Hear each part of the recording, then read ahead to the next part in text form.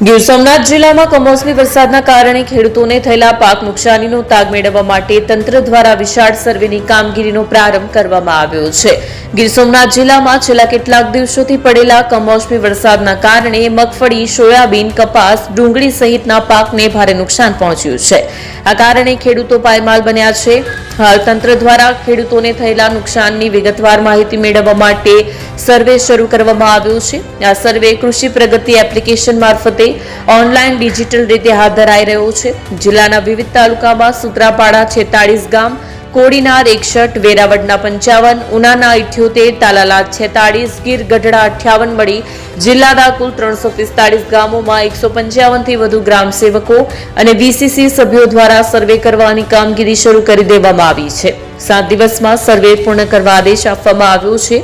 જ્યાં ઓનલાઈન સર્વે ન શક્ય હોય ત્યાં તંત્ર દ્વારા ખેતરના પાકના અક્ષાંશ, રેખાંશ સાથેના ફોટોગ્રાફ્સ લઈને નુકસાનનો પુરાવો રજૂ કરવાની સૂચના આપવામાં આવી છે. આ ડેટા આધારે આગળ વળતર પ્રક્રિયા માટેનો રિપોર્ટ તૈયાર કરવામાં આવશે.